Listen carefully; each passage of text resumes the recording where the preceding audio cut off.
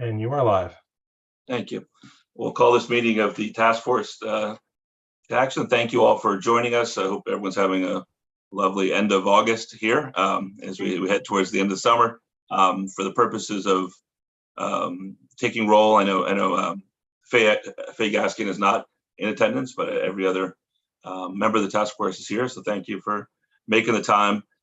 We have an agenda that is really sort of about digging into the survey results and really starting to plot out some other thoughts in addition to the upcoming public hearing and some details that I know Eileen's been following up on a number of things with the city. But before we get to that, Trudy McFall, who I know is involved with sort of the in a variety of hats that she wears, but has definitely, as I understand, has been involved in sort of the election process at the county level and going onto the board there. So she's joining us. And Trudy, thank you for taking the time, and we'd love to sort of hear your thoughts on, as having been a candidate in the past in the city and been involved in elections here, but also sort of your experiences maybe shaped by what you seeing at the county would be really helpful to us.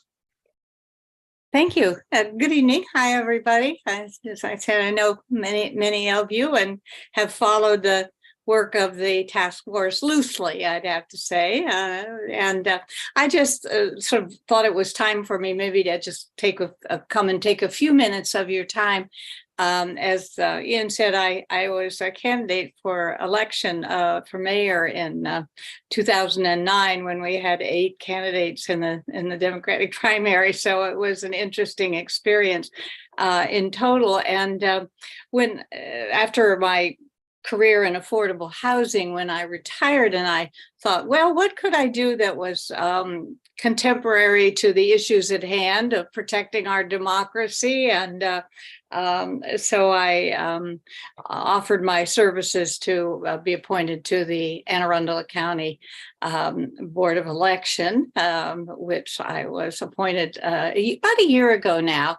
And it was time for undoubtedly, so forgive me for telling you something you undoubtedly know, but when our board is governed so that the majority party follows the governor. So when we had a Democratic governor, the board was then 3-2, and I was elected president of the Board of Elections at our first meeting of the new gubernatorial term. So we're now 3 Democrats to 2 Republicans, and although we, of course, make our decisions in a bipartisan way and are not partisan members, we certainly are appointed to represent our party. And I will get, if I last long enough and they last long enough with me, this is a 4-year term, so it'll be and will get us through the exciting 2024 election. And also it's been an interesting experience. I have a ton to learn about the details and nuances of the process. I guess to the degree I have any particular thoughts to share with you, which is, as you think about, I know one of the issues I'm sure you're thinking about is whether the city election might be, unless you've rejected it already, might be a part of the county's administration. And as you know, we do some pieces of it, but you still hire and manage all of the judges, election judges, and the number of precincts and voting places and all of that. And it is flat out duplicative of something the county does do for the rest of the county. And I will tell you, I think they do it very well. I'm very impressed with our county staff and the work we do. And I guess we, for some reason, that board has never had many people from Annapolis. Again, the first time a year ago, under a different administration, I was the only person from Annapolis, and I still am. I don't know quite why our Democrats are always out county, but they seem to be. All our members are out county. So it's I guess to one degree, my message might be, if you're thinking of changes and being more inclusive in the county's process, As president, I can assure you it would be a good time. I've not always heard the most, I don't even have to put an adjective to it, but supportive of the city of Annapolis. So I'm almost a native daughter after 45 years. And if I could be helpful in any way that you decide to make the process use the county's system more, I gather, and I watched David Agarius when he talked to you, and I thought he did a fine job and a much better technical job than I ever could. But I gather it's the tab is sort of 110,000 to pay the election judges, and it must take, that doesn't include, and it must take a fair amount of work to hire. It's down to 84 election judges now, but still hiring 84 people that represent party diversity and ethnic diversity and all that must take a lot of somebody's time to do that as well. So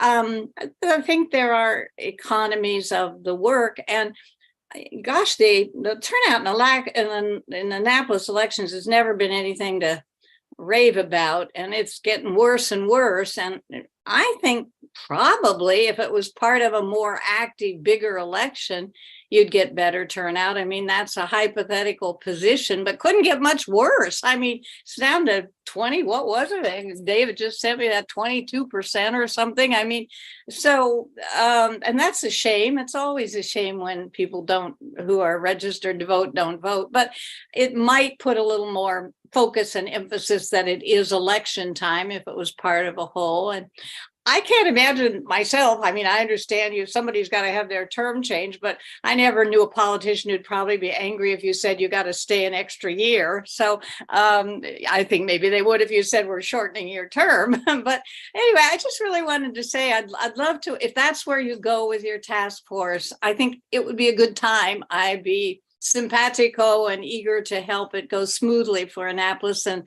as much as we needed to respect whatever independence your structure might want to do if you did decide to get more integrated in the county system. So that's really all I wanted to say, is you have a friend at this county board of elections, and whatever you decide would be good for the city, I'd be delighted to be a party to helping. So that's all I wanted to say to you. Great. Thank you, Trudy, and thanks for making the time. Any questions or thoughts or any you want to? Sure, Scott. I have a question. So one of the issues that keeps coming up is if we move to the county, a lot is at the discretion of the board potentially. A model that's really quite interesting is Hagerstown. Hagerstown, about the same size as Annapolis, actually a little larger. Their elections are administered by the Washington County Board of Elections, but they administer them in a nonpartisan way. So what happens is it occurs, I believe, at the same time as the state ballot. It might be the presidential ballot, but it's one of the larger elections that the county administers. They have an open, nonpartisan primary, much like our Board of Education primary, and then on the general election, they finalize who the winner is. Do you think there would be openness by the county board members to such an arrangement? And tell me what, just before I answer that, just so I'm sure I understand, you're better experts at Hagerstown than I am. You may be better experts at Anne Arundel County than I am, but the core difference would be the open, nonpartisan primary. On their ballot, they have an open, nonpartisan primary. It would look the same as the Anne Arundel County Board of Education's open nonpartisan primary. And then they go to general election. But what I've heard from David was that, a lot of that would be a matter that would have to get the board's approval. And so does the board have thoughts on that? Do you think that's something the board would be open to considering? We've never discussed that as a board, but I can tell you I like open primaries, so I would certainly be a friend in the court about that. And I don't instinctively know anybody on the board who would think that was a terrible idea.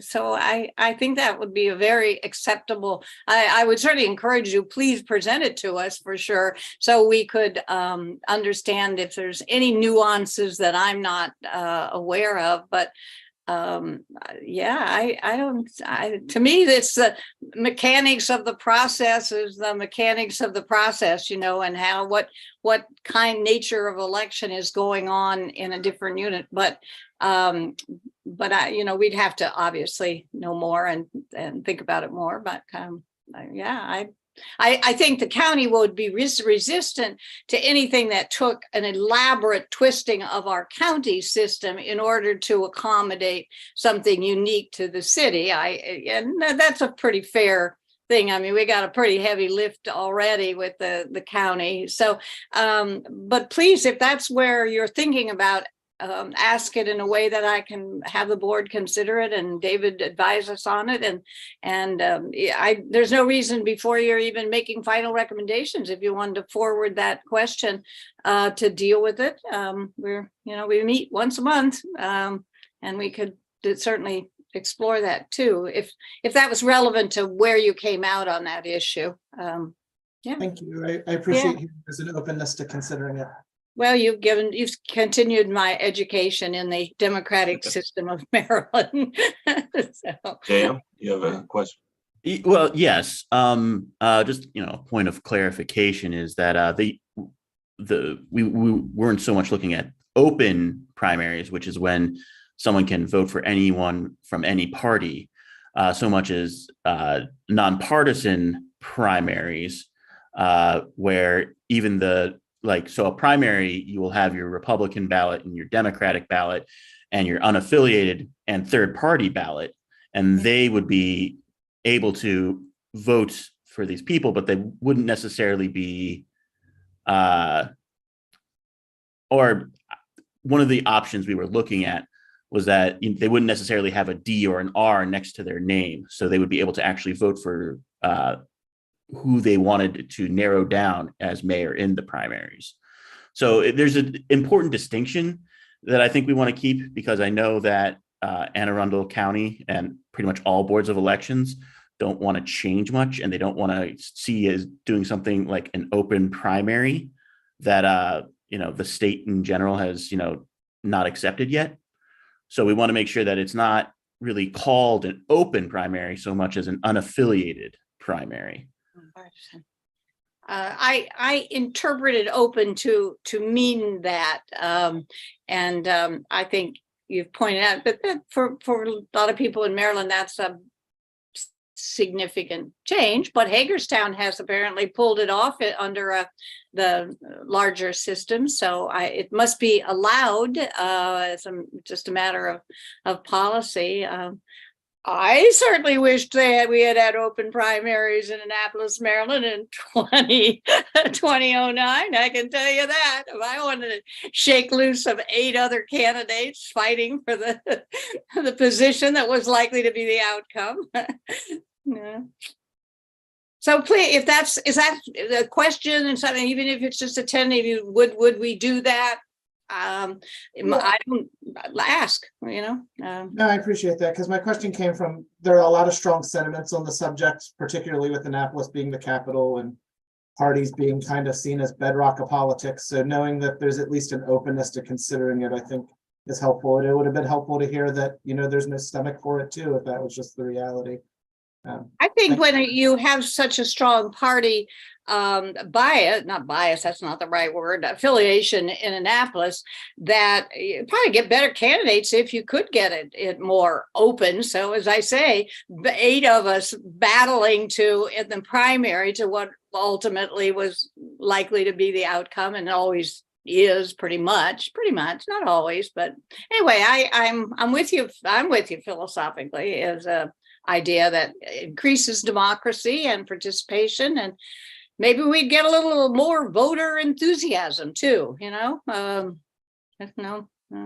just think it's terrible that, I'm saying this for the record, that Annapolis would only have 24%. We're smart, educated, talented, interested people, and only 24% of registered voters come out and vote in well, I'm sure you talked a lot about that. What do we do about that? Well, yeah, I think that is part of the desire, the argument that we hear from a lot of folks, that if you were on the gubernatorial ballot or you're on the presidential ballot, it would, by definition, drive up the turn up of the amount of eyes people who are looking at what's happening in the city election, right? So it's, I mean, that's, from my perspective, that's one of the great appeals of moving in that direction potentially, right? Is Yeah, and my, more tell you, people. this is a sloppy perspective, but my perspective of the last election was that the minor candidates on the ballot got a lot more play, you know, the sheriff and things that might have just gotten lost if they had to stand alone. And they got a lot of, you know, a lot of energy and activity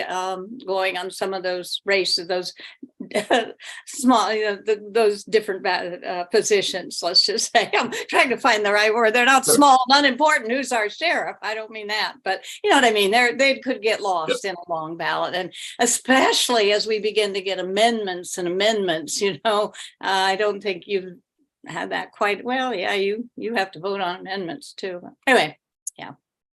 Great. I won't- Any other questions or comments for Trudy?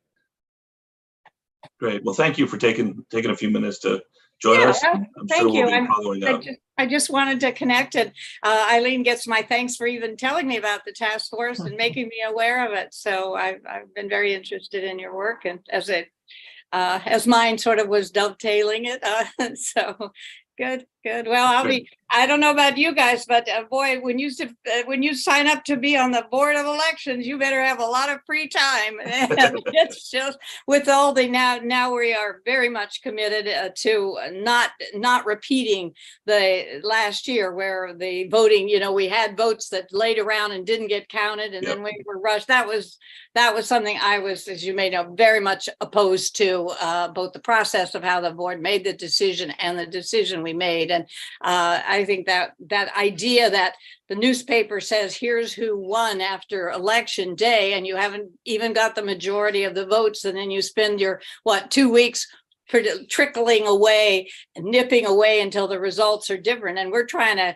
create support for the electoral system. If anybody wanted to believe there were conspiracies, it feeds that, doesn't it? You know, and I'm very committed that we will get that those votes counted and get to as near as we can to releasing the whole lot in a single time. We won't be able to accomplish that entirely, but we can do a lot better to get more likely the outcome. So that's my passion for 2024. Well, that's So, great. I think that's such an important issue, Yeah. right? That based on how it went last time. So thank you very much for thank taking you the for time. thank you, and thank you for what you're doing. You put in a lot of hard hours, haven't you? So I'll be fascinated to see what you decide. Thanks a lot. Thanks. I'm going to leave you Okay. if I can figure out how to do that. Bye-bye. Thanks. See Bye. ya. Thanks, Trudy. Bye. Leave. I think his leave is the magic word, isn't it? Great. Okay, so back to the agenda here. As Scott was saying at the top that you know, we'll have the minutes from the last meeting at some point in the next meeting, which is great.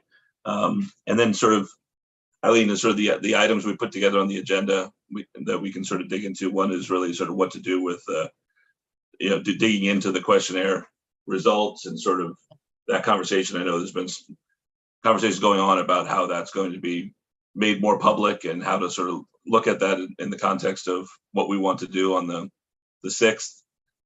Right.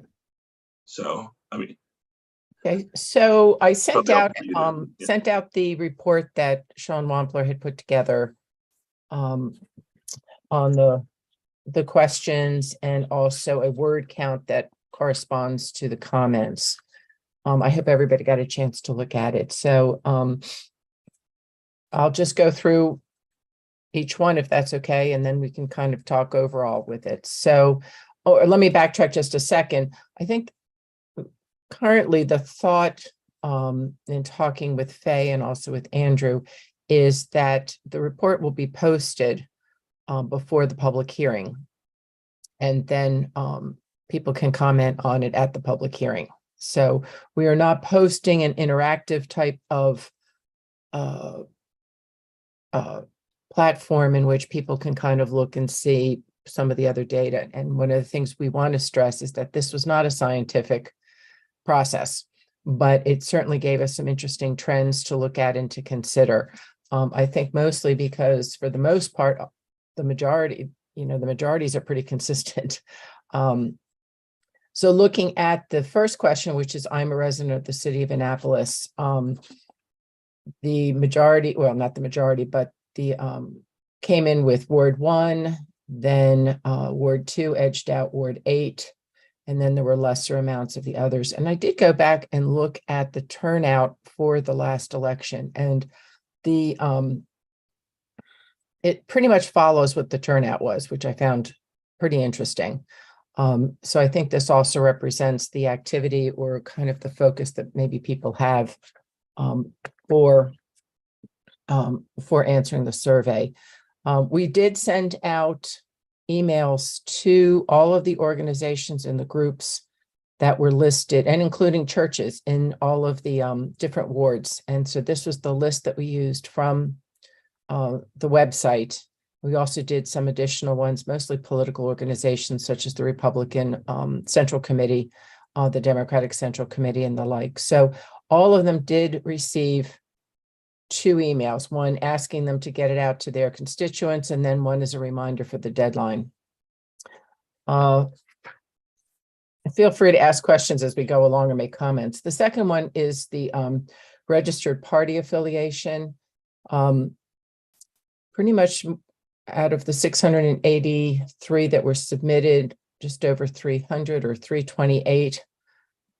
So more than half were respondents were Democrat, then Republicans, and unaffiliated. I thought it was kind of interesting that we didn't have more unaffiliated because I believe the unaffiliated is higher if you were to look at the spread for registered voters. There were a couple, one unregistered voter that did put in their information. Which voting methods should be used in the city of Annapolis? And this was kind of a difficult question to ask. Andrew might can certainly contribute to this. We kind of went around as far as how to present that. And so we just kind of left it, check all that apply. So pretty much everybody wants in-person voting.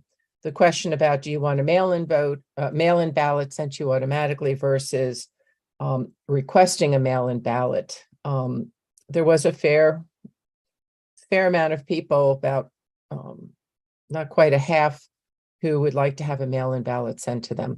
This may cause some confusion when we do the next election, because on the state of Maryland, you can go in and already choose that you're going to have a mail-in ballot automatically sent to you. So there's going to need to be some education depending on what type of election is held in 2025, because we did that in the last election largely due to concerns about COVID and people being able to vote in person. I don't think anybody is thinking that we're not going to have in-person voting. It's just kind of a sense of what is the how people feel about it. So pretty much people want to keep in-person voting. Number 4 was, how should primary elections be conducted in the city of Annapolis? And, this was a challenging question to ask in terms of trying to get nonpartisan. We had to keep in mind, we really had to keep our questions to pretty close to 10 questions. And a lot of people you'll see on the comments asked about nonpartisan and ranked choice voting. And correct me if I'm wrong, Andrew, but what we tried to do was to give the option of switch to primaries where all eligible registered voters, regardless of their party affiliation, may vote in a primary where all candidates are listed on one ballot. That's a nonpartisan option. So the thought was, if people pick that option, they're in favor of nonpartisan options. So it wasn't super obvious. Again, from a personal standpoint, I sometimes shy from asking specific questions about nonpartisan and ranked choice because of many people, when I talk with them, don't quite understand nonpartisan elections, or the fact that there's more than one type of nonpartisan election, and even fewer realize that ranked choice can be used as a nonpartisan tool and a partisan tool. So I think we kind of avoided some of that confusion. But as you can see, the majority did seem open to open primaries. The next would be continue to have primaries as the city does now. So the switch was 46.44%. So that's a pretty good indication, I think, of people being open to it. You have any comments on that, Andrew? No, Number I think that 5, covers it. what's that? I Number think that covers it. Number 5 was, would you like the city of Annapolis elections to be held when there's no other federal, state, or county elections, as we do now?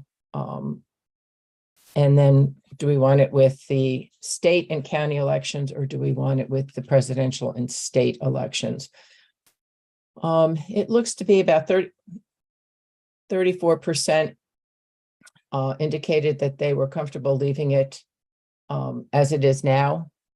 And then another equal amount pretty much said they would be willing to go with the state and the county.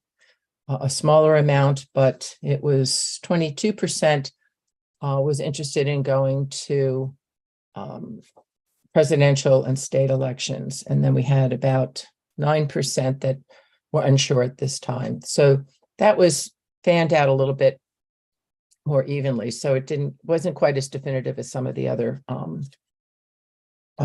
results that we had gotten on some of the other questions. Number 6, should non-citizen residents be able to register to vote in the city of Annapolis? Pretty overwhelmingly no. 73.37% said no. A smaller amount, 17%, said yes, and then about 9% were unsure. So that was pretty definitive. The next question, should same-day voter registration be offered? Again, that was fairly definitive with just under 50% saying yes, about 45% saying no. So actually, I take that back. It wasn't as quite as definitive, but people did have certain, were open to it. Number 8, should the voting age be lowered to 16 years of age? That was pretty overwhelmingly. 85% said no. 10% said yes, and about 5% said unsure. So that was even, I mean, those were kind of our hot ticket questions. And actually this one had a stronger no than the non-citizens. Well, I'm assuming that the age of most of the people answering this were not 16 or Possibly. yeah. Number 9 was, should there be term limits for alderpersons on the Annapolis City Council? That was also pretty overwhelming with just about 73% saying yes. No was 16.34%, and just about 10% was unsure. But based on the comments, I was surprised it was only 75%. I thought it would be Yeah. higher than that. So when looking at this, we had 682 questionnaires submitted, but as you can see, not everybody answered all of the questions. Most of the questions were answered.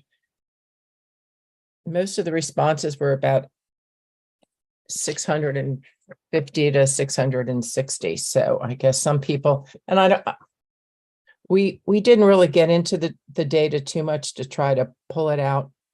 It could have been something that people realized if they weren't registered, maybe they just didn't finish it. I don't know on the specifics of that. On number 10 for the comments, we had, I think I sent it to you earlier. I can't remember the number off the top of my head, but we had about 100, I can't remember what it was, 170 or something like that, people that responded, but it came out to be like 273 separate comments. So what I did was I took all of the responses and then put them as each one was singular, and then lined them up with the questions that it corresponded to. I didn't do it for the first 2 questions. to add to it in terms of the number 3, which voting method should be used in the city of Annapolis. We didn't have too many comments on that. Most of them said, excuse me, that they wanted in person, but they were open to some other types of voting options. How should the primary elections be conducted in the city of Annapolis?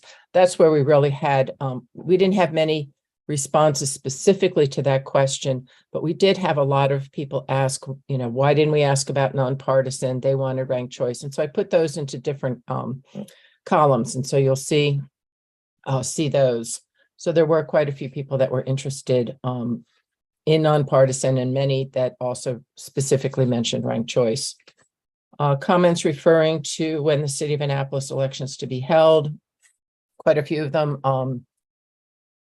talked about several people commented on the cost savings that could occur if we did sync with the county. Number of people were curious about what that savings would be. There were some people that voiced their concern about losing identity. With that, should non-citizen residents be able to register to vote in Annapolis? There were a lot of comments about that. People were a little surprised that we asked the question. Excuse me.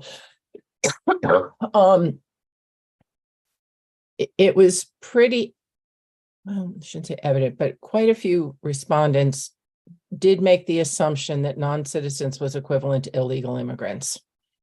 And so that's not true. I mean, non-citizens, are citizens that are living here. It could be the spouses of citizens. It could be people here on green cards. I mean, so I thought from a personal standpoint, that was a little unfortunate that so many people assumed that we were talking about illegal immigrants. We were specifically talking about non-citizens. One person did suggest having put in a definition would have been helpful. Same day voter registration. We had a couple of comments on that. People that I think pretty much, there were only about, I think, a few of those. Most of them were in favor of it. One person did express that they felt that if you should be able to do it ahead of time. One person did say they wish we had the automatic renewal available at the motor vehicles, which we do currently have that. So that to me points to some education that we can work on and let people know. Should the voting age be lowered to 16 years of age? There was a lot of strong comments about that. Several people wanted to know if we had teenagers. But there were some interesting people that did voice being in support of it. And most of the ones that I recall were cited the ability to teach civics and that we needed more civics in our school. We needed more understanding of the process, and that this could be a mechanism for doing that. So I thought that was interesting. I think I covered all of them. The word bank that's included in the report at the end just pulls out all the different count of different words, city being at the top. In looking at the comments, I also did put in I looked at comments based on elections themselves in terms of how elections are conducted. And then there were quite a few people that mentioned voter ID. And I guess in retrospect, that might have been a question we might have wanted to ask. But there were quite a few people that wanted to ask about that. A couple of people talked about campaign finance, such as what the county is doing. And I believe that came about in the county about the time when we were doing the putting together the questionnaire. So we really didn't include it for that. And then there were a couple of people that also did ask about the option of early voting. So I did indicate that. So I thought the comments were good. We had a lot of thank yous, which I appreciated for the entire task force and also for the Board of Elections. I was very thankful we didn't have any profanity. So we will be posting the basic report that we have here. I did talk with Ashley about that, and I'd hoped she was going to be here tonight to verify that. But we can post it. Apparently, we don't have to post it, but unless I would hear differently from this group, I think from gauging the thoughts on this group, I think we want to post it, but that is a question for you all to determine if you want to post it on the website. I can't imagine a scenario where we wouldn't want more people to see it, right? So, you know, like, especially in advance of a public hearing. So I'd be curious what the argument would be for not posting it, but yeah, I think it's my question is, how do we get it out there, right? Like, what is sort of, so it's going to be posted where? To the Board of Elections site? It'll be posted, well, I don't know specifically where to be posted. It'll probably be along that ribbon or whatever at the bottom, and then Yep. also on the task force website. Mitchell is back from vacation, so she can certainly assist us with that. Cool. Might be interesting to see if the Capitol wants to do a follow-up story with it. But we'll get it posted out there beforehand. Yeah, and then, I mean, because we're going to have an in-person chance for people to come, I mean, it does sort of give the Capitol a nice sort of angle on this, right? Like, you know, like, since they've covered it at the beginning, and then you have the results, and then you're going to have the public talking about it theoretically. Mhm. So, like, Right. good. It was also interesting, we had 139 people submit their email addresses for the $25 gift certificate. So Mitchell has all of those emails that she's printed out and cut into strips. And so the thought was that we would pick the winner at the public hearing. So people are aware that we really did do it, and we weren't just trying to capture emails. And part of also capturing the emails was also helping to keep the amount of spam down. And so that worked out well. You know, I got a lot of, you know, from people that I know that did answer it, got a lot of positive feedback, that people did seem pleased that we were asking the question, and people did want to know what the results were. That's great. That's great. Any Yeah. specific questions or comments? No, I would just say, I also heard from a bunch of different people that they were like, wow, this is great. Like, you know, I Mhm. can't remember the last time any of these task force or anything asked the public what they think, right? So that's encouraging. Right. And I would like to really do a shout out and thank Sean Wampler in MIT. She has a lot on her plate already. She really helped us with this. Also Mitchell, and then Hillary in boards and commissions. She took care of the emails going out, and Regina did take care of some of the emails too. So it really was we really had a lot of support from City Hall in making it happen. Absolutely. Great. So sort of other thoughts or comments on this? Cool. Thank you for running through all of that, Eileen. And yeah, there's lots of good information there. I'd be curious to see how sort of how we can structure it in the context of the public hearing to see sort of what.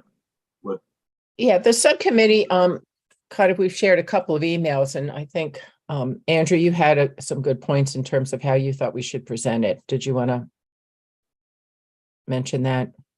Yeah, if I remember the conversations right, it was the plan to present it to the public at our open hearing coming up in September.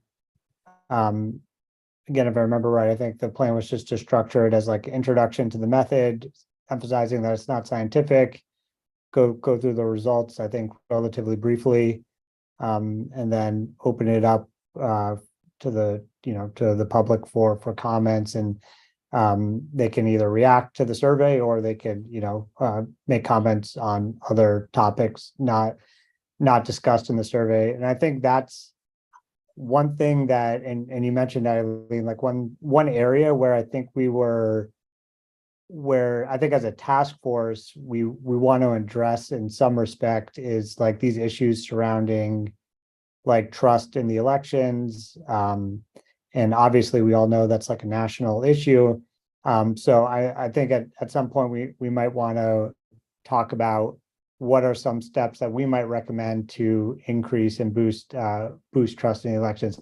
Again, not to say that there is a problem with that in Annapolis. I think the problem is relatively minimal relative to what you have at a national scale, but of course it can always that can always change. So yeah, one big takeaway from that survey was that that's an issue that we might want to tackle. But yeah, overall, I think we presented at the public hearing, and I think you did a great job what you just did. Now maybe we'll throw it up with some slides as well, and we should be good. Yeah, I think if you, Faye, and I can get together and maybe touch base with Mark to find out what our options are so that people at home can also see it and put together, just like you said, just some information about how we came about doing it, what we did, and what some other feedback is. Sounds great. Okay. Sounds great. Yeah, thank you for all the work on that. That's awesome.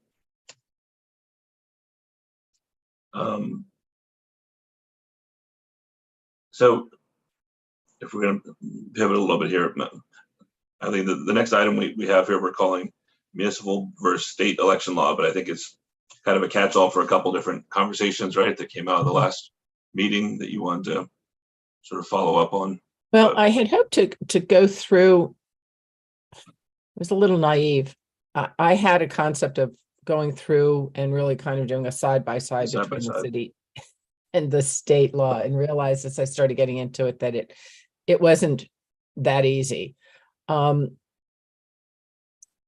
There is a document that had been done as part of the elections each year in terms of the differences, but it really gets down to like the minutia, things like what size paper or, the types of voting machines and things like that. And so that particular attachment that Ashley has done, which is part of the memorandum of understanding with the county, really didn't answer what I was thinking. Probably the one that could come through the most would be the fair election practices. In hindsight, I think maybe the thing to do is just to go through the current code and not so much do a side by side, but just point out, where some discrepancies are and where we might want to look at some things. Because there's also some things I think that the city has the opportunity to do that the state hasn't done yet. But again, that all comes down to, looking at the recommendations, because, if the recommendations seem to veer more towards nonpartisan, that's a very different format than if you continue with partisan. So I think there's really some basic recommendations that need to be used. It's almost like we need an algorithm. If we go partisan, we go this way, we go nonpartisan that way, then we could get into ranked choice versus this. I mean, I almost wondered if that was an easier thing to maybe start thinking about, rather than try to just duplicate state. We know that for the most part, they kind of follow each other. It really just gets down into some of the nitty-gritties, and some of it isn't as pertinent, because certainly for instance, the donation amounts for the state election, such as governor, is much higher than what we would have for the mayor. So I kind of throw it back to you all. What would you like to see? And I'll see if I can provide it. Scott, I saw, yeah. I was gonna Go ahead, say, Scott. so I have a bias towards adopting state law, just kind of adopting it by reference. And so I almost think a question that might be worth putting out in the call for the public hearing, if we can say, here are things we particularly want input on, are there things that are unique about Annapolis's election that we think are important to preserve? Mm-hmm. Maybe it's the campaign finance limit, and we feel like even if we adopt state law, we need to say, notwithstanding adopting state law, we want to keep the campaign finance limit or donation limits at $2,000 for mayor and $1,000 for an older person.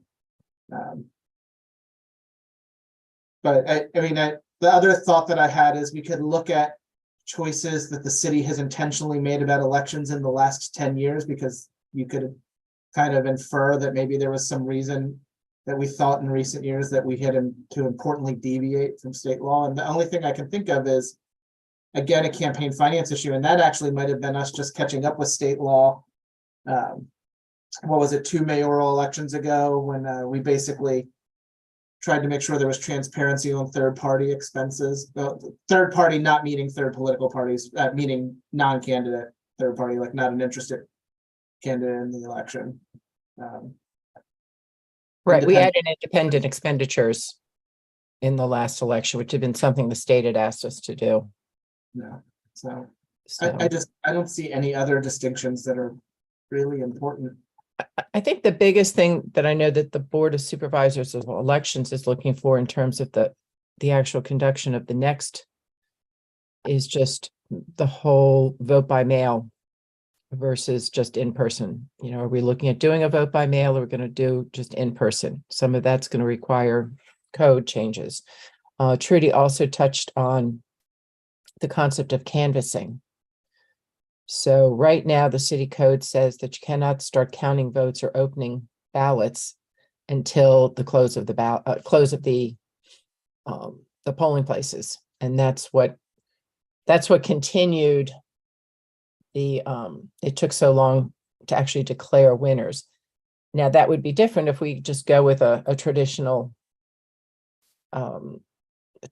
election in 2025. The reason it took so long was because we had so many mail-in ballots or vote by mail ballots. So there's kind of two different things going on. One is just what do we need to get done before to conduct the 2025 elections? And then what do we need to do in conducting the next election after that, where most of the things, the recommendations hopefully will take place. But there are some other things that need to be addressed sooner. One would also be, and I'd like to hear maybe from Hagerstown as far as how they did the transition. So if recommendations are to go to syncing with either the presidential or the county, how are you going to handle that change in terms? And should that be something that we should be deciding now, so that anybody that's going to run for office in 2025 knows that their term may be 3 years or 5 years? So are we going to determine that ahead of time, or are we going to determine it in the middle of it? You know, I could envision that if we didn't make that decision before the 2025 election and we waited until after, you really wouldn't be able to implement any changes until 2 elections later. You know, I don't know that for certain, but I'm just trying to think ahead of what needs to be in place for the next election versus transitioning into a follow-up election. So you know, those sorts of things would be helpful. The finance, the fair election practices are probably a little bit more straightforward. It really has to do, some of the changes to really look at are the primary dates also. I mean, everything is based on counting from the election day. So for instance, the elections for primary elections at the state level, I can't remember which one it is. One takes place in June in 1 year set of years, and the other takes place, I think, in April. Ours takes place in September, and that does pose challenges for how you implement the election. So that's a little bit of a word salad, but you know, we could certainly look at, and actually some of that's already has been presented. If you have a chance to go back and look at what the report was from the 2021 Board of Supervisors of Elections on the types of things that need to be done sooner rather than later. And again, just making the big decision is partisan versus nonpartisan. And Ian, I don't know if you wanted to talk about the draft that that had been posted at one point that Fred Payon posted, if people wanted to take a look at that to give an idea of what it could look like. Yeah, we got from the Office of Law the draft of the last time nonpartisan was introduced. So we'll send that around. I don't think that went to everybody, but just right. We just got it. So again, that legislation focuses on one part of the election, but it doesn't really get into the administration of the election. So it's always the nitty gritty and the minutia that kind of get you sometimes. Scott, I see you have your hand up. Yeah, so I almost think we're kind of hitting this place, and this is really maybe planning for the in-person meeting where there's this ranking of questions, and I almost think the first question is, do we believe it's best for the city to incorporate state law? Because you can answer that before getting to the partisan or nonpartisan question. And if we just adopt state law, it candidly kind of closes the door on a lot of things. Unless we, after answering it, if we assume we answer it yes, say, now, are there any things that we believe Annapolis is doing today that are unique that need to be preserved? And then we could go to the, do we favor a nonpartisan method? And then, do we like the Hagerstown method? Do we like, any of the other methods that have been kind of put before us? But if we start with those big questions, I think it'll actually end up taking care of a lot of the little questions. Yeah, I mean, that's sort of my thinking too. Like, I mean, obviously this is sort of front of mind, because Trudy was here tonight. But yeah, you imagine a scenario if the recommendation is we should, at whatever point you could figure out to get on the cycle with the county, that's what they should do. That's the recommendation, right? And then everything else, the elections just flow from there, regardless of the partisan or nonpartisan thing. And then you say, so yeah, then obviously you would do the elections in the way the county does them, because they would be solely administering them at that point, right? And basically, if they have basically by reference have taken the state election code, like we would do that at that point then too, right? Because we wouldn't actually be running our own elections anymore, right? So like it seems to me like depending what the recommendations are, the things that flow from that are things then you have to clean up or you don't, right? Depending on where we're headed with the recommendation. And I mean, Eileen, I mean, you're talking about some of the stuff that is in the run up to 25. I'm almost, from my perspective, like we're setting up a series of recommendations to the council for some point in the future when they would ideally be implemented, right? But Right. like those things for 25 need to happen. There's going to be an election, in 25, and it's going to be organized the way it has been for the last couple cycles with the county, us and the county kind of working together to do it. Right. So it strikes me like those are even for the purposes of our purview, maybe even outside of that. Like those are questions that got to get figured out with the board. And Right. No, I totally agree. And again, that's why I think it might be helpful if we can be in touch with the Hagerstown, because I'd like to know how they did that transition. How did they implement the cycling of that, and because if you go with that system, you probably are going to really be pushing more in terms of vote by mail. Our current code doesn't have that. There aren't too many things that I can think offhand that are unique to our city. We have emergency judges, which other jurisdictions don't have. So we literally have 2 sets of judges that sit at City Hall on election day. And if someone's in the hospital or someone's home and can't get out or whatever, they'll send these judges out to let them vote. I don't think anybody else does that. So that would be a question if you wanted to keep that, but. So I actually think there is a provision in state law for emergency absentee ballots in the hospital. I don't think I don't think it's done. It's not done by emergency election judge, but I do think there's a provision in state law for emergency hospital. There probably is. It's just when we went with the county, they were just very surprised by the concept of having 4 election judges sit waiting for somebody to call. And there usually is 1 or 2 people that do call to do it.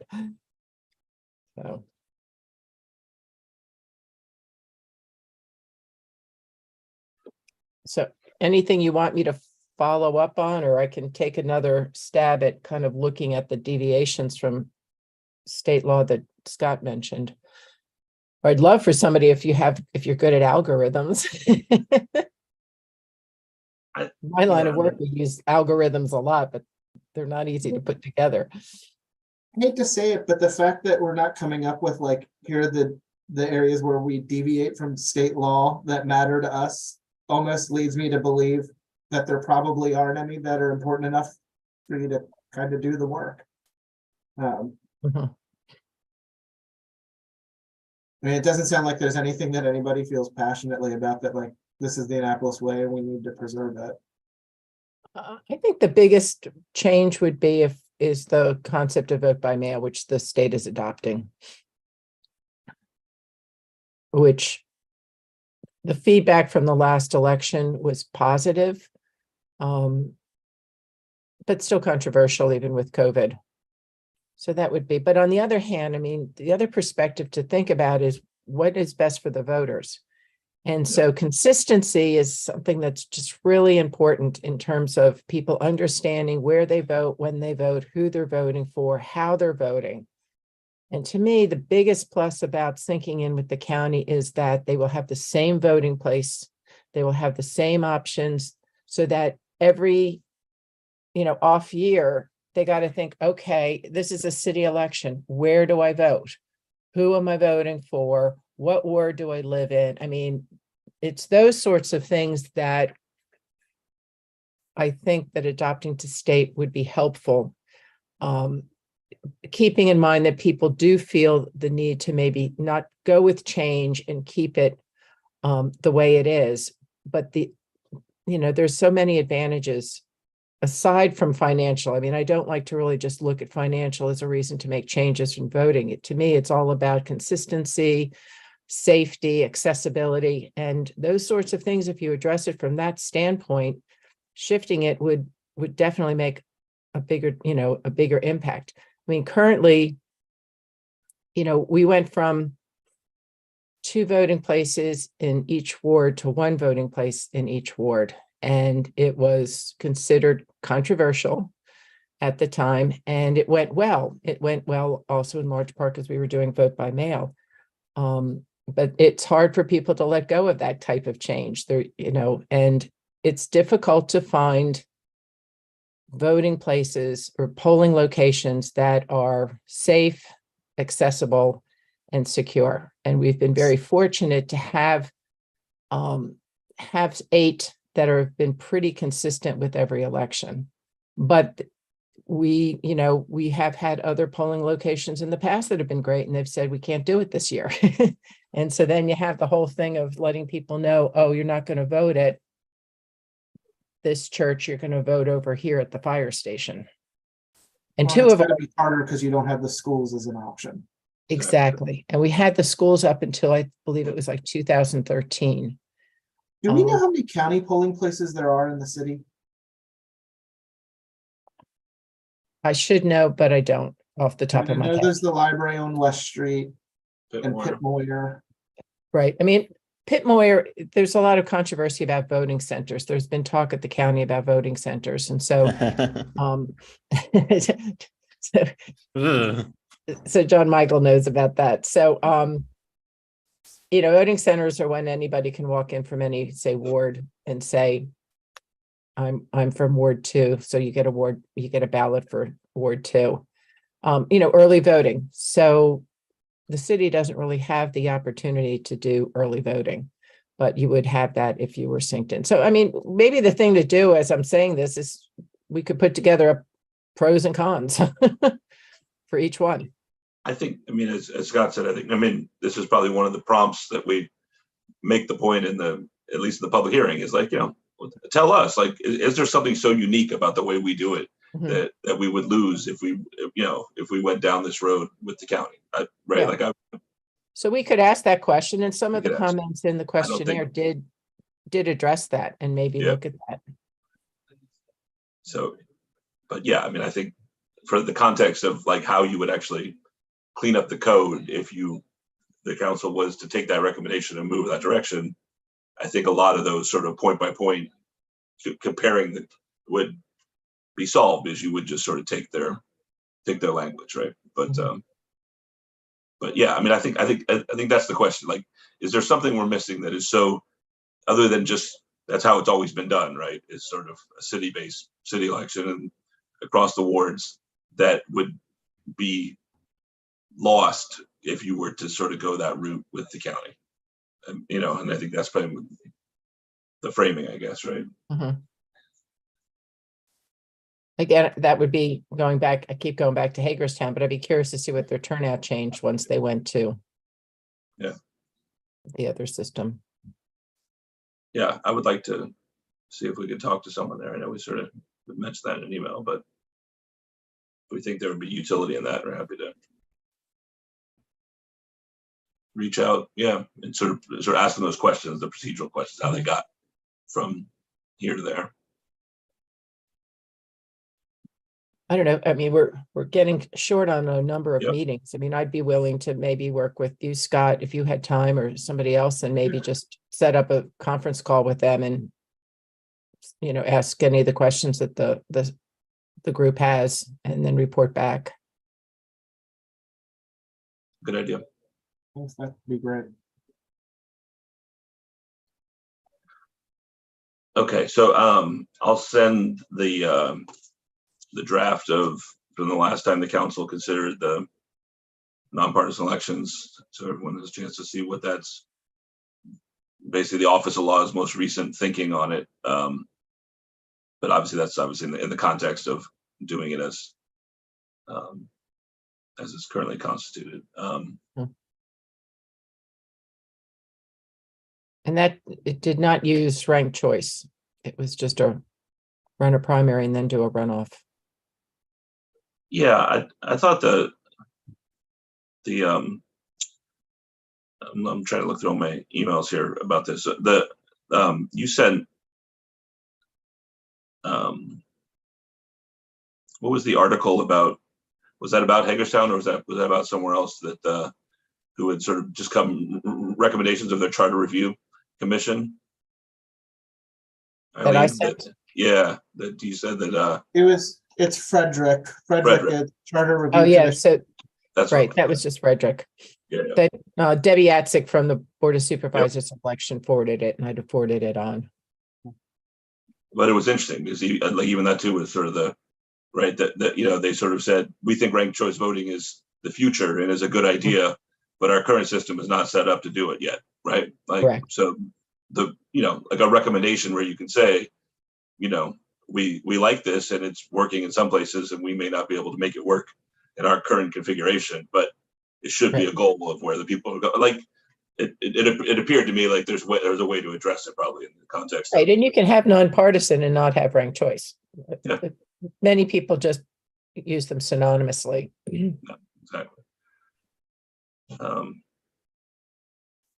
But yeah, I mean, right. I mean, that larger conversation is going to play out at the state level and stuff around ranked choice, regardless of whether 5 years from now, the city of Annapolis elections are being done on cycle with the county or not, right? Like it's going to sort of a larger Right. wave.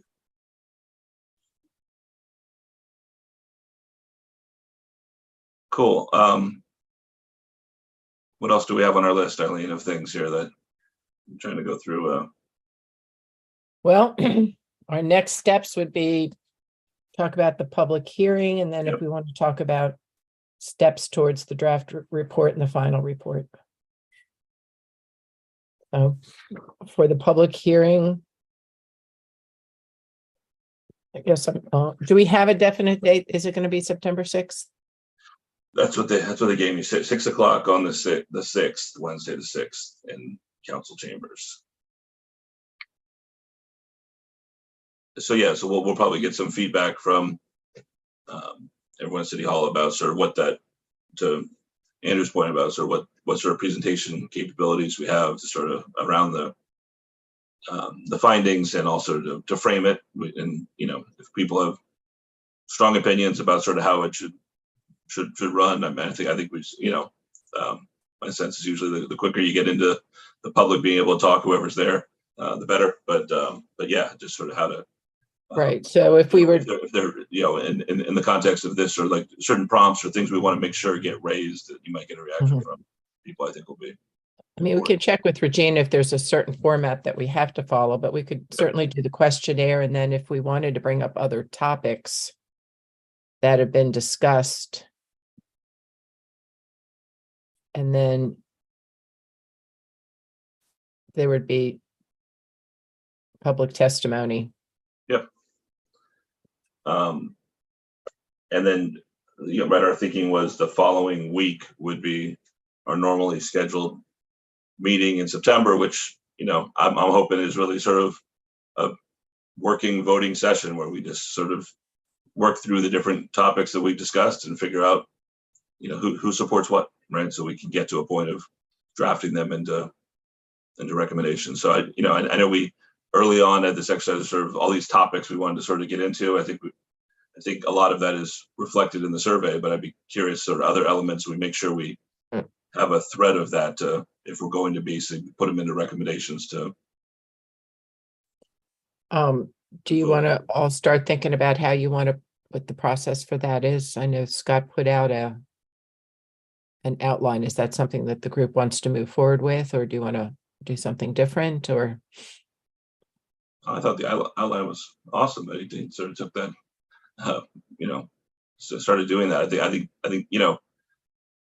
but I'm curious what everyone else thinks. I mean, I think we know sort of what the biggest questions are that are largely found in the survey as well, and start sort of figuring out what we want to recommend and what we would support, and just sort of going through and voting on each of them.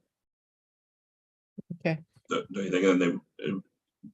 And I guess what I'm trying to think of is, like, aside from those issues that we saw in the list of things that people put together at the beginning and that are largely covered in the survey buckets, like, what are other things we want to make sure that we are deciding to take a position on or not, like, that come to, so.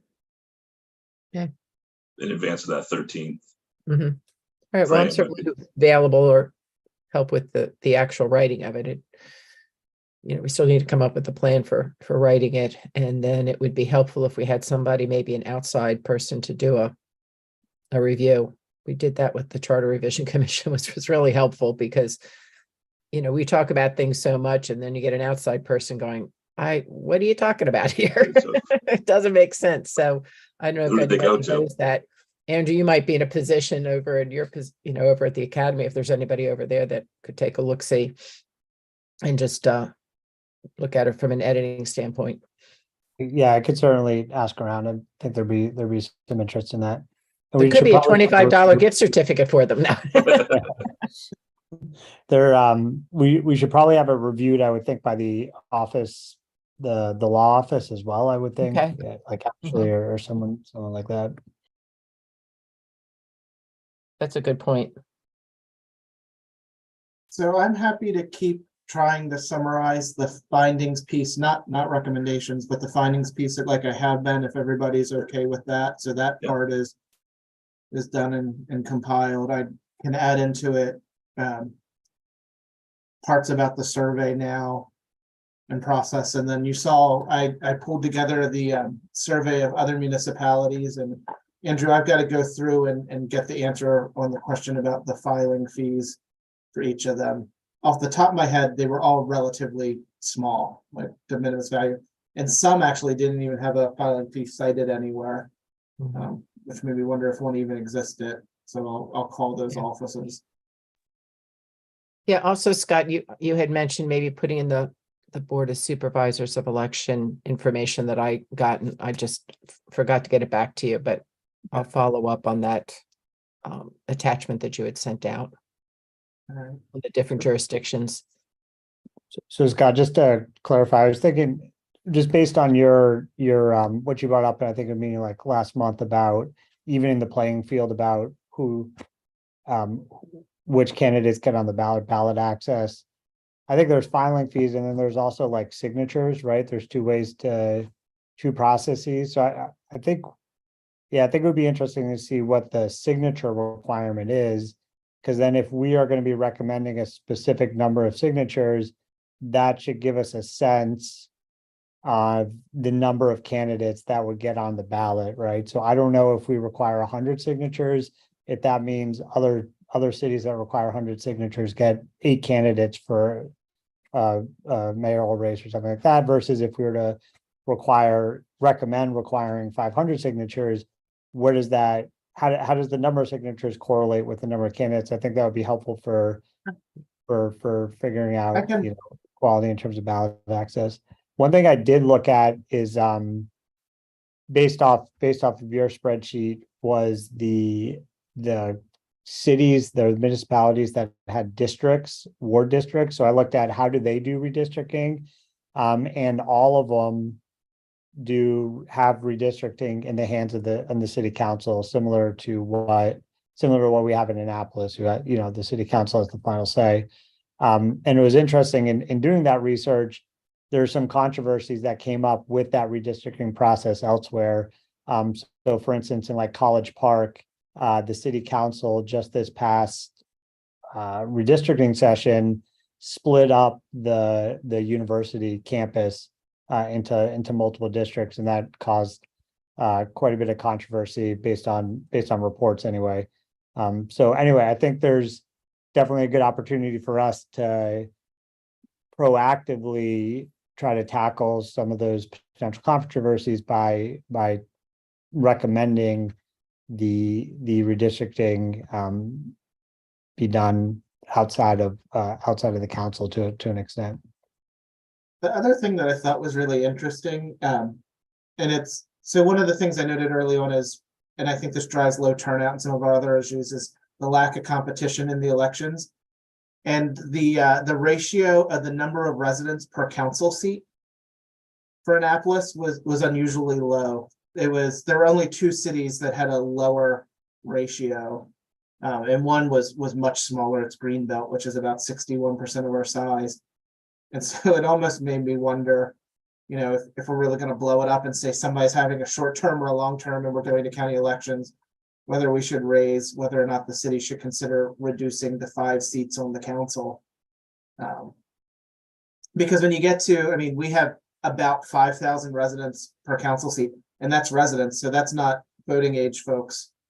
That's just residents. And maybe that's driving part of the lack of competition, right? Like you've got this partisan process, it's a lot of seats, it's lots of factors, but it struck me as odd that, we also have one of the lower candidate numbers out of the top 10 cities too. Yeah, we also had in the comments on the questionnaire, at least 2, if not 3 people recommending changing the ward system. And I know from talking with people, just friends and neighbors, it has come up again. Should we have smaller, 5 or 6? We're also looking at the makeup of the city council, so it's not based per ward, but you have, say, some open seats. But that, if you kept Yeah, 8 large and seats. expanded it to open seats, then it could be, potentially 10 plus the mayor, which gets, some people prefer a larger one. Or you just do it totally open and see who runs. I was shocked at how many of the councils were electing, particularly for the larger cities, were electing their council at large instead of by ward or by district. Mhm. Andrew. Yeah, not to go too far down this. I think like everything, there's so many trade-offs because like with these alderpersons, so it's so much about constituent services and being able to respond to constituent concerns.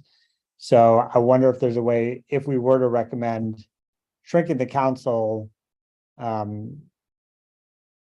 just be mindful, we wouldn't want to probably shrink it too much so that these alderpersons can still have a small enough pool of constituents that they can respond to them directly, get to know a large portion of them directly, work with them directly.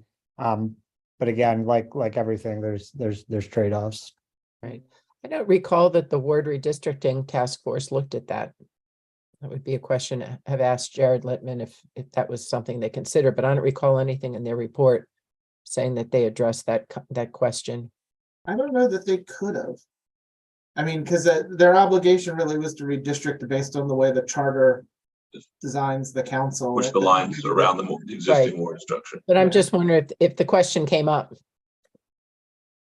Did it come up in the charter review? I'm guessing it didn't come up in the It charter did. review commission. It did? Okay. It came up in terms of comments. When we were doing our community outreach, it came up. Trying to think I don't think of any specific ward area. But yes, it did come up.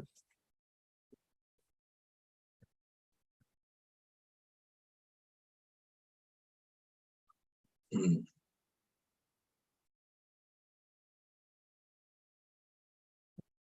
yeah, I mean, it's a whole different sort of framing, right? To think about some of these issues, but like what you're trying to get, right? I mean, would having 6 wards instead of 8 do anything for turnout? I don't know, right? Like, right? I don't know. They had enough Like if that's one of our challenges with drivers, keeping it to 8 to blow it up to 5 or 6. I don't know. Yeah, I don't- And that's a different question with, okay, if you have 5 or 6 wards, it's a different question of how you're going to elect the city council. I don't know if it drives turnout. I just wonder if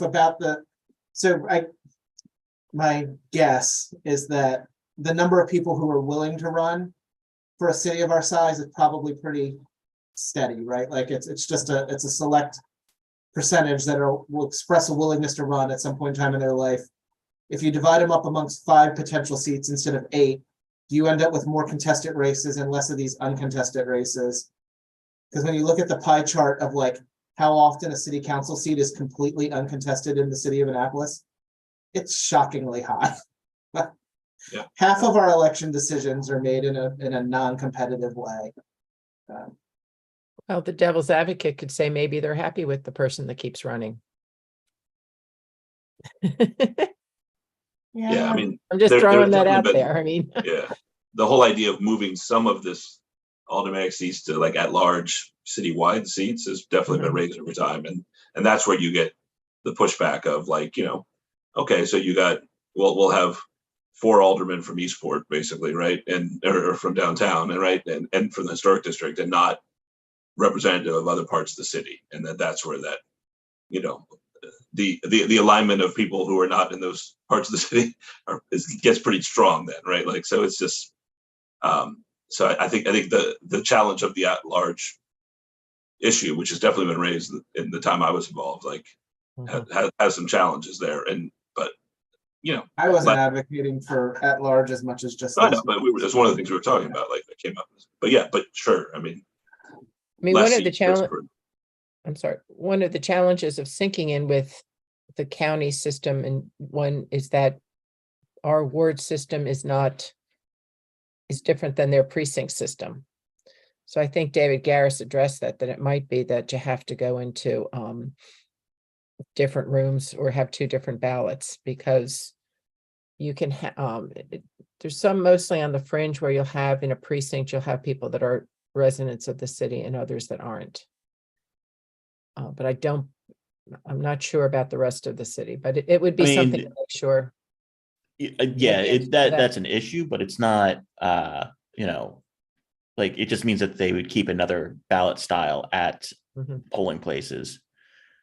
Right, it's doable, but you just have to make sure that they get the right ballot, I guess. Yeah, but that seems all workable if you went down that road. Okay, well, I guess this was a good example of that, of like, when we get to the point where like, let's work through different things that we might want to recommend, and sort of figuring out the ones that where there's not sort of unanimous support for, where we're going to have to take some votes, like sort of having that, sort of those things sort of front of mind, so we can sort of, when we get to that, the 13th, really sort of trying to work through a number of issues. I'm happy to sort of yield to what everyone thinks. I mean, my thought is we'll just sort of move through a variety of them and without much discussion, but here's right, like, and we can figure out how to sequence that. But I'd be happy to see what people think. But I was not really thinking about the ward boundary dynamic or the changing number of wards. So like things like that you might be thinking about, that would like to get the temperature of where everyone's at, I think will be helpful as we to sort of have that front of mind as we head into that dynamic, so we can just sort of work through everything that everyone's thinking about.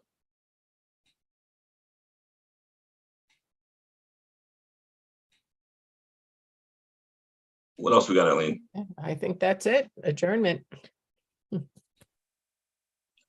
Cool. Well, so we'll definitely be, as Eileen and I get any information from the folks at City Hall about the logistics of the 6th. So thank you for everyone being available to do that, and we'll figure out how to sort of get those elements put together, but it sounds great. And then the shooting for the 13th is really the next point where we will get together and really on virtually like this and really sort of hammer through some votes on some issues. And I mean, we talked last time. I mean, if there is some reason to think we need a work session or anything like that, we obviously could plug something else in on, in the short time in between. But I think I'm getting a sense. I think that there's probably a lot of agreement on a lot of the different things we might be voting on. So it's just really sort of trying to work through that list. So Okay. if that sounds good to everybody, sound good? Mhm. Great. With that, unless anyone has anything else, if we have a motion to adjourn, Motion to adjourn. second, Seconded. all in favor?